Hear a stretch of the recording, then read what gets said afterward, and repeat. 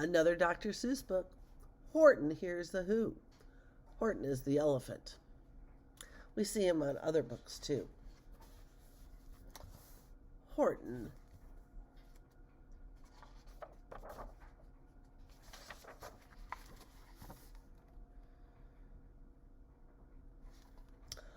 On the 15th of May, in the jungle of Newell, in the heat of the day, in the cool of the pool, he was splashing, enjoying the jungle's great joys, when Horton the elephant heard a small noise.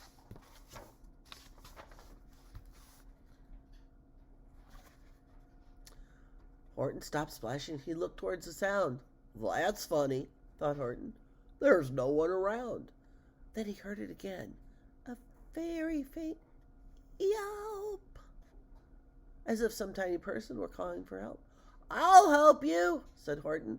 But who are you? Where? And he looked and he looked, and he could see nothing there except a small speck of dust blowing past through the air.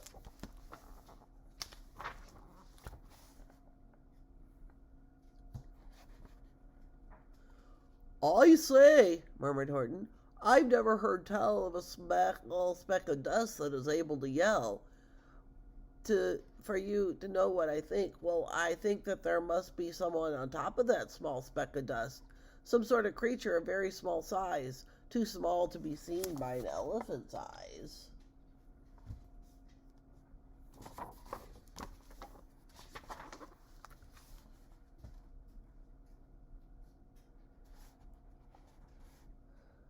Some poor little person who's shaking with fear that'll be blown in the pool. He has no way to steer. I'll just have to save him because, after all, a person's a person, no matter how small.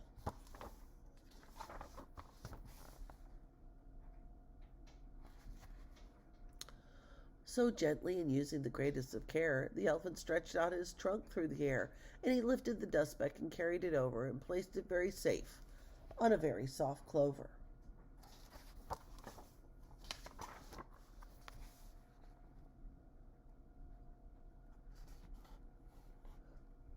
Humph! Humped a voice. 'Twas a sour kangaroo, and the young kangaroo in her pouch said, Humph! Too. Why, that speck is as small as the head of a pin. A person of that? Why, there never has been.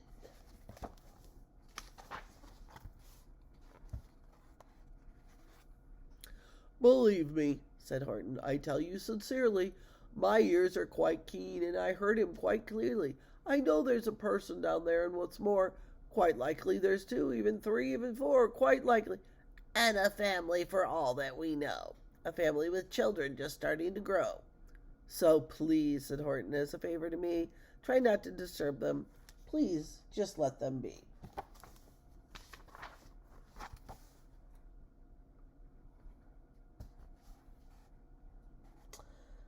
I think you're a fool, laughed the sour kangaroo, and the young kangaroo in her pouch said, Me too. You're the biggest blame fool in the jungle of Newell, and the kangaroo plunged in the cool of the pool. What terrible splashing, the elephant frowned. I can't let my very small persons get drowned. I've got to protect them. I'm bigger than they. So I plucked up the clover and hustled away.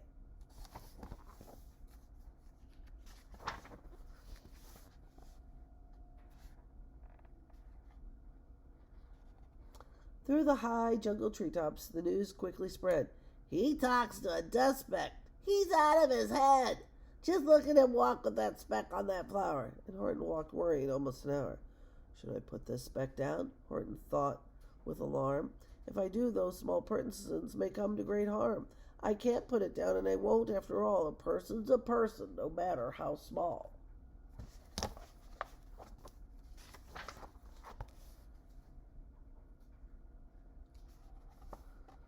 Then Horton stopped walking. The speak voice was talking. The voice was so faint he could just barely hear it. Speak up, please, said Horton, and he put his ear near it. My friend, came the voice, you're a very fine friend. You've helped all us folks on this dust bank no end. You've saved all our houses, our ceilings and floors. You saved all our churches and grocery stores.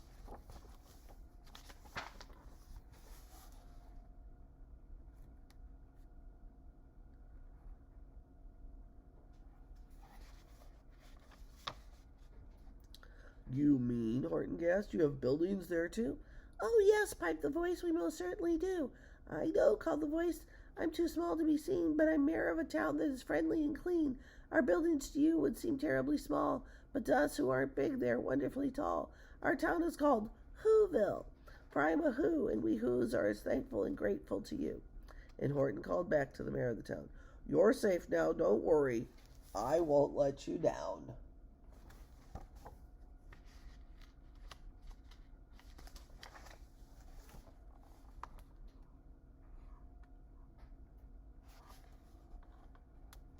But just as he spoke to the mayor of the speck, 3 big jungle monkeys climbed up Horton's back. The Wickersham brothers came shouting, What rot! Those elephants talking to Whos who are not. There aren't any Whos and they don't have a mayor, and we're going to stop all this nonsense. So there.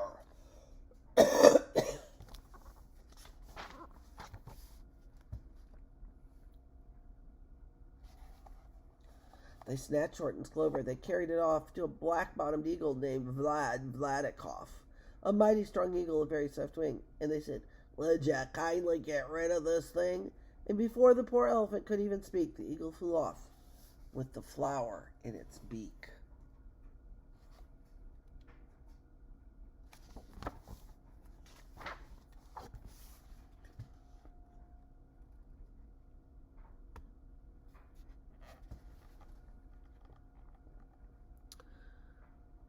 All that late afternoon and far into night, that black-bottomed bird flapped his wings in fast flight, while Horton chased after with groans over stones that tattered his toenails and battered his bones. He begged, Please don't harm my little folks, who are as much right to live as us bigger folks do.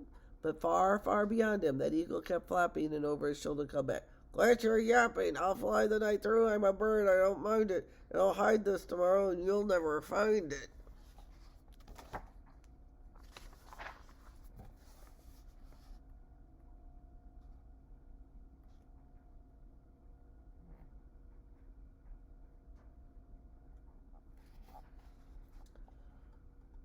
And at 6:56 the next morning he did it. It sure was a terrible place that he hid it. He let that small clover drop somewhere inside of a great patch of clover 100 miles wide. Find that, sneered the bird, but I think you will fail. And he left with a flip of his black-bottomed tail.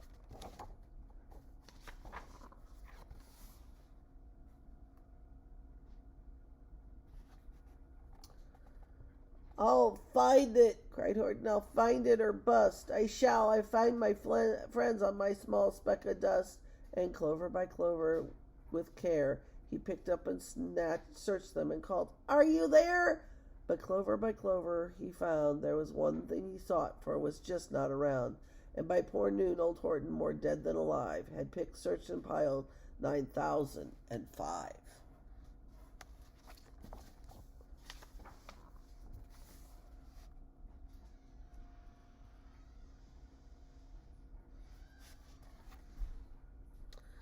Then on through the afternoon, hour after hour, till he found them at last, on the 3 millionth flower. My friends, cried the elephant, tell me, do tell, are you safe, are you sound, are you whole, are you well?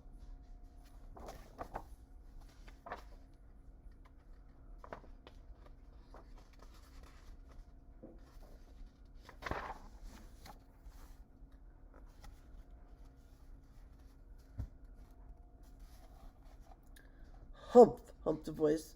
For almost 2 days you've run wild and insisted on chatting with persons who've never existed. Since carrying on in our peaceable jungle, we've had quite enough of your bellowing bungle. I'm here to state, snapped the big kangaroo, that your silly nonsensical game is all through. And the young kangaroo in her path said, Me too.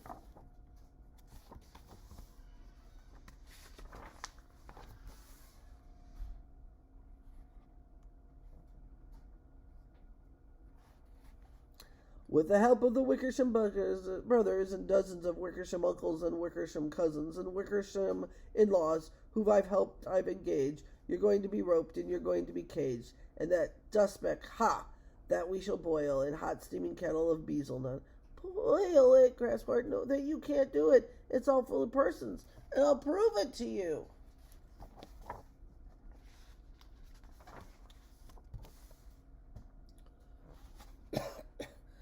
Mr. Mayor, Mr. Mayor, Horton called. Mr. Mayor, you've got to prove now that you were really there. So call a big meeting, get everyone out, make every who holler, make every who shout, make every who scream. If you don't, every who is going to end up in a beetle nut stew.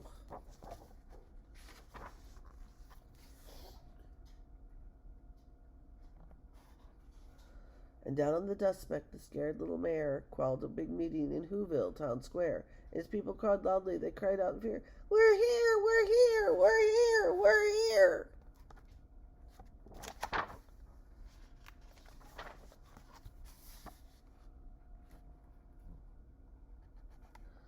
The elephant smiled. "That was clear as a bell." The kangaroo surely heard that as well.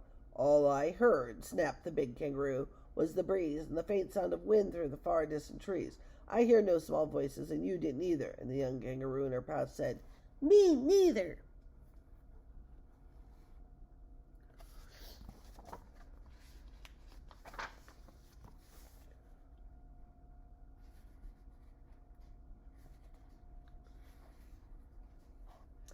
"Grab him!" they shouted, and caged the big dope.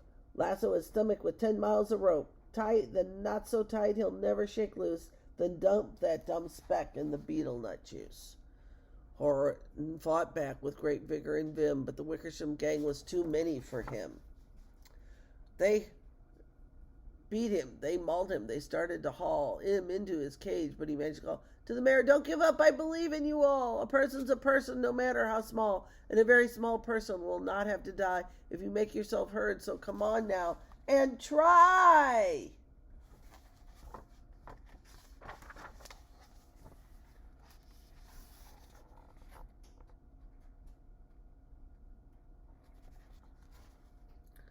The mayor grabbed a tom-tom. He started to smack it, and all over Whoville they whooped up a racket. They rattled tin kettles, they beat on brass pans, on garbage pail tops and old cranberry cans.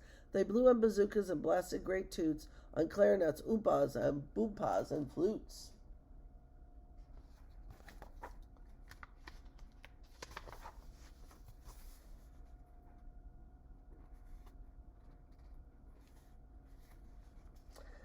Great gusts of loud racket rang high through the air. They rattled and shook the whole sky, and the mayor called up through the howling mad hubbub, "Hey, Horton, how's that? Is our sound coming through?" And Horton called back, "I hear you just fine, but the kangaroo's ears aren't as strong quite as mine.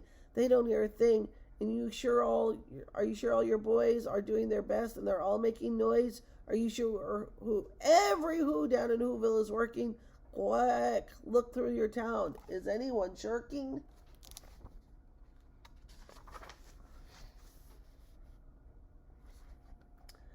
Through the town rushed the mayor from the east to the west, but everyone seemed to be doing his best. Everyone seemed to be yapping or yipping. Everyone seemed to be beeping or bipping, but that wasn't enough of this ruckus and roar. He had to find someone to help him make more. He raced through each building. He searched floor to floor.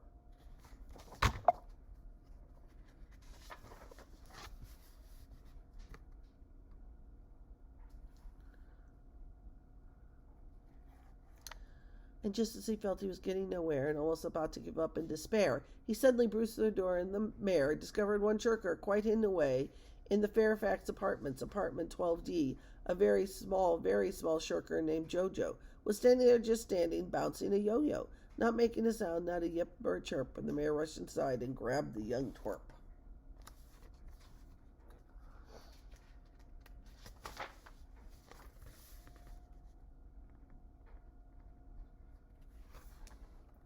He climbed up with the lad on the Eiffelberg Tower. "This," cried the mayor, "is the town's darkest hour. It's time for all who have blood that is red to come to give aid of their country," he said. "We've got to make noise in greater amounts, so open your mouth, lad, for every voice counts." Then as he spoke, when they got to the top, the lad cleared his throat and he let out a yop.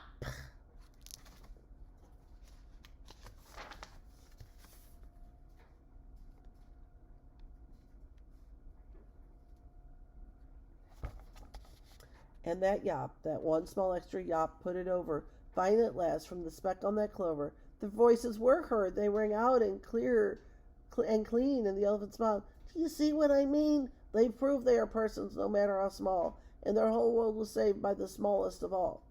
How true, yes, how true, said the big kangaroo. And from now on, you know what I'm planning to do? From now I'm going to protect them with you. And the young kangaroo in her pouch said, me too.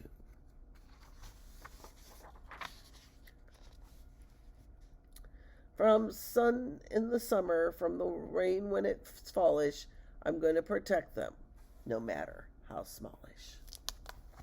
Horton hears a who.